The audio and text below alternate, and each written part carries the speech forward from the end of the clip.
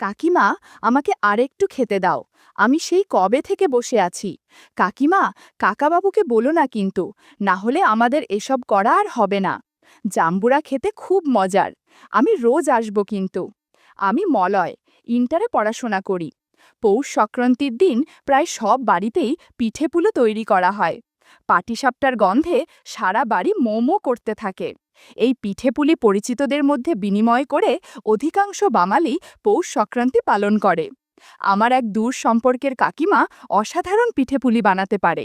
তার হাতে তৈরি খেজুর গুড়ের সুস্বাদু দুধ পুলি খাবার জন্য আমি প্রতি বছরেই পৌষ সংক্রান্তির দিন তার বাড়ি যাই। এবছরও ব্যতিক্রম হয়নি।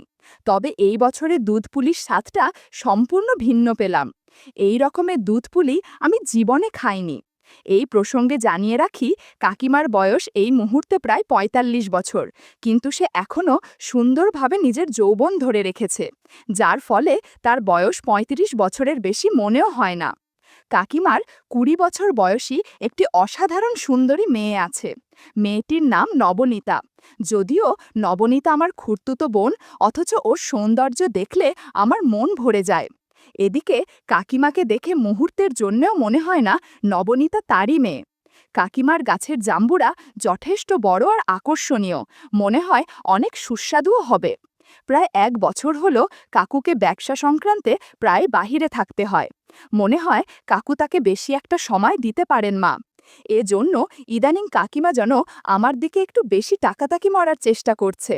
কারণ আমি কাকুর অনুপস্থিতিতে যতবারই তার বাড়িতে গেছি, কাকিমা কোনো না কোনো অজুহাতে আমার কাছাকাছি থাকার চেষ্টা করেছে।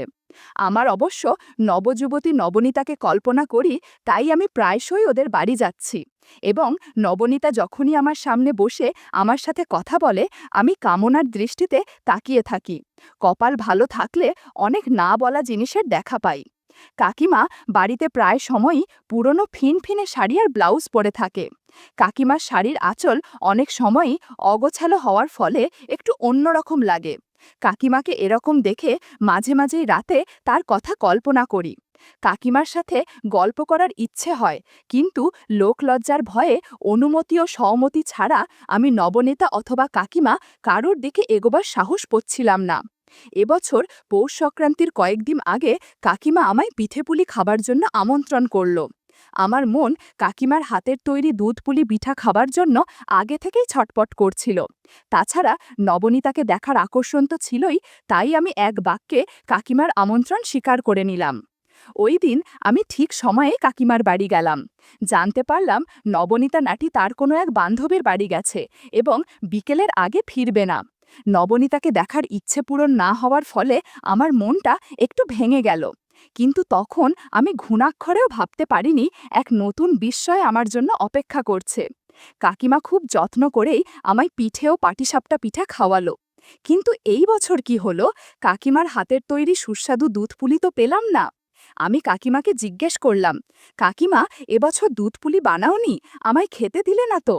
কাকিমা রহস্যময় হাসি দিয়ে বলল, এবছর আমি তোমায় নতুন রকমের দুধ পুলি খাওয়াবো, কিন্তু তার আগে আমি তোমার চোখ বেঁধে দেব এবং নিজে হাতেই তোমায় দুধ পুলি খাওয়াবো। এই রকমের সুস্বাদু দুধ পুলি তুমি কোনোদিন খাওনি। আমি ভ্যাবাচাকা হয়ে কাকিমার দিকে তাকিয়ে থাকলাম। কাকিমা একটা মোটা কাপড় দিয়ে আমার চোখ বেঁধে দিল, যাতে আমি কিচ্ছু না দেখতে পাই। কয়েক মুহূর্ত বাদে কাকিমা আমায় দুধ পুলি খাবার জন্য হাঁ করতে বলল। মনে হয় কোনো সারপ্রাইজ দিবে। একটু পর কাকিমা আমার মুখে একটা বেশ বড় অথচ খুবই নরম সুস্বাদু পিঠা খেতে দিল। আমার মধ্যে ৪৪০ ভোল্টের বিদ্যুৎ বয়ে গেল। আকস্মিকভাবে বললাম, এটা কি? বন্ধুরা, তোমরা বুঝেছ তো কাকিমা আমাকে কেমন পিঠা দিয়েছে?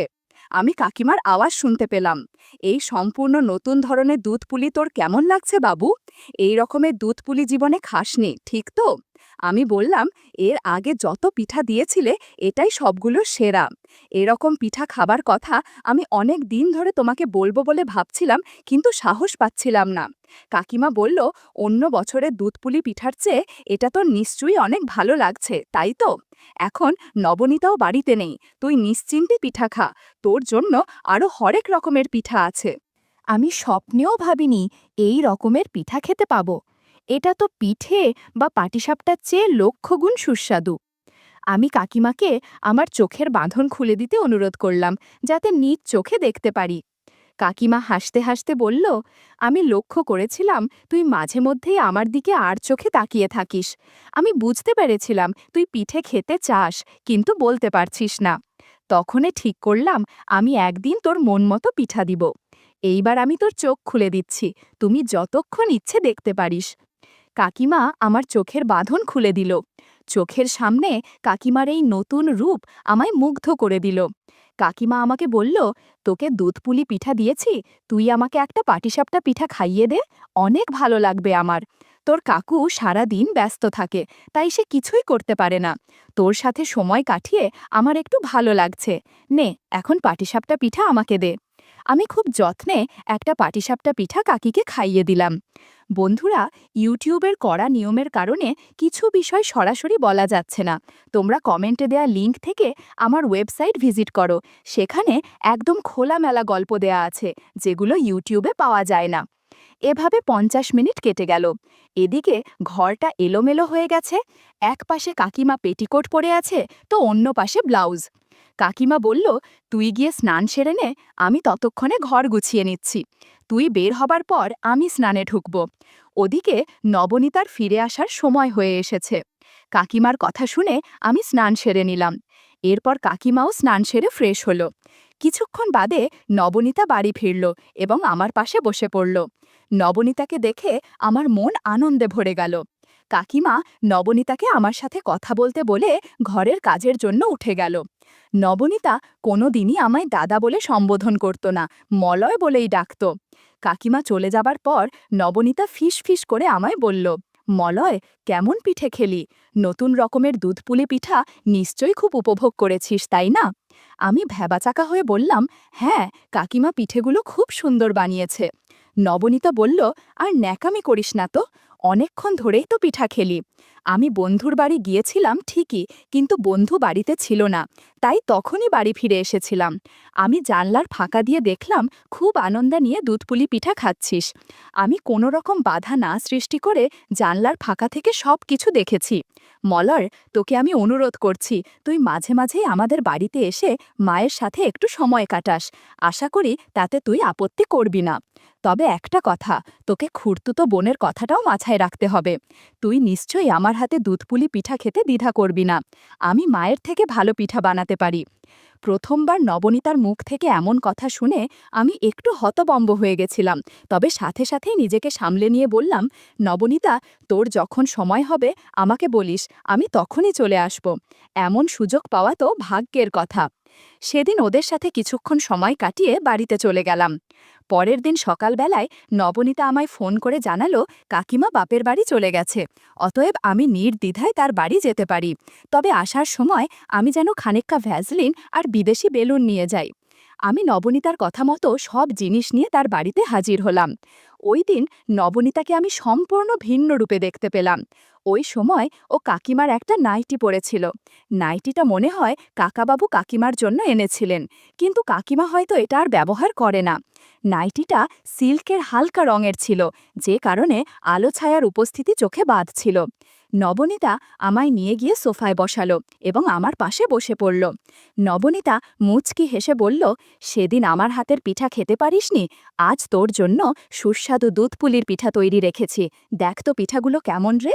আমি বললাম, গতদিনের থেকে অনেক সুস্বাদু লাগছে। আর কথা না বাড়িয়ে মনোযোগ দিলাম। মিনিট 20 যেতে না যেতে হঠাৎ দরজার কাছে গাড়ির শব্দ পেলাম। নবনীতা চমকে গিয়ে বলে, বাবা এসে পড়েছে মনে হয়। এরকম মুহূর্তে কেউ চলে আসার আমার খুব রাগ হলো। তড়িঘড়ি করে আমরা নিজেদের গুছিয়ে নিলাম। এরপর আমি সোফায় গিয়ে বসলাম আর নবনীতা দরজা খুলে দিল। সাধারণত উনি ব্যবসার কাছে দেরি করে ফিরতেন, তাই হঠাৎ এভাবে দুপুরে আসাটা আমাদের কাছে অস্বাভাবিক লাগল। নবনীতা বিস্ময় বলল, বাবা এত তাড়াতাড়ি এলো কেন? আমি শুধু চুপচাপ তাকিয়ে রইলাম। কাকাবাবু ভেতরে ঢুকে আমাদের দিকে ম্লান হেসে বললেন, কি রে মলয়, কবে এলি? আমি বললাম, আজ সকালেই কাকাবাবু। উনি মাথা নেড়ে নিজের ঘরে চলে গেলেন। আমরা ভেবেছিলাম হয়তো ক্লান্ত হয়ে শুয়ে পড়বেন, কিন্তু হঠাৎই দেখি তিনি ফোনে কারোর সঙ্গে অদ্ভুত মিষ্টি গলায় কথা বলছেন। কথাগুলো ঠিক পরিষ্কার শোনা যাচ্ছিল না, তবে একসময় কানে এলো, আরে কালকে তো দেখা হলো না, আজ সন্ধ্যায় যেভাবেই হোক বেরোবো, তোমাকে না দেখে পারছি না। তাছাড়া বাড়িতে এখন ও নেই, আমাদের সুবিধাই হবে। আমি আর নবনীতা দুজনেই একে অপরের দিকে তাকালাম। চোখে চোখে বোঝা গেল আমরা দুজনেই একই জিনিস টের পাচ্ছি। নবনীতার মুখ গম্ভীর হয়ে গেল। সে আমার হাত ধরে টেনে ফিসফিস করে বলল, মলয়, শুনলি বাবা কার সঙ্গে কথা বলছে? আমি বললাম, হ্যাঁ, কিন্তু কিছু বলিস না এখন। আমরা চুপি চুপি বারান্দার পাশে গিয়ে দাঁড়ালাম। সেখান থেকে স্পষ্ট দেখা যাচ্ছিল উনি ফোনে হাঁটাহাঁটি করছেন। মাঝে মাঝে হেসে উঠছেন, আবার গলায় অদ্ভুত কোমল সুর ভেসে আসছে। যে মানুষটা সবসময় গম্ভীর মুখে আমাদের সামনে থাকেন, তাকে এরকমভাবে আগে কখনো দেখিনি। নবনীতা হালকা কাঁপা গলায় বলল, মলয়, মা তোকে নিশ্চয়ই অনেক কিছু বলেছে, কিন্তু বাবার এই দিকটা জানতিস? আমি মাথা নাড়িয়ে বললাম, না রে, একদমই না, আমিও অবাক হচ্ছি। এদিকে কাকাবাবু আমাদের কিছুই টের পাচ্ছেন না। তিনি নিজের ঘরে গিয়ে আয়নায় দাঁড়িয়ে চুল আঁচড়াচ্ছেন, জামা বদলাচ্ছেন। একসময় আলমারি থেকে নতুন শার্ট বের করে আয়নায় দেখে নিলেন, যেন কারোর সঙ্গে দেখা করার জন্যই প্রস্তুতি নিচ্ছেন। কাকিমা একদিকে, নবনীতার অদ্ভুত টান অন্যদিকে, আর এখন কাকাবাবুর এই অদ্ভুত আচরণ, সব মিলিয়ে যেন বাড়িটা রহস্যে ভরে উঠেছে। নবনীতা আমার দিকে ঝুঁকে খুব নিচু গলায় বলল, মলয়, এটা যদি মা জানতে পারে তাহলে কেমন লাগবে ভেবে দেখেছিস? মা হয়তো একেবারে ভেঙে পড়বে।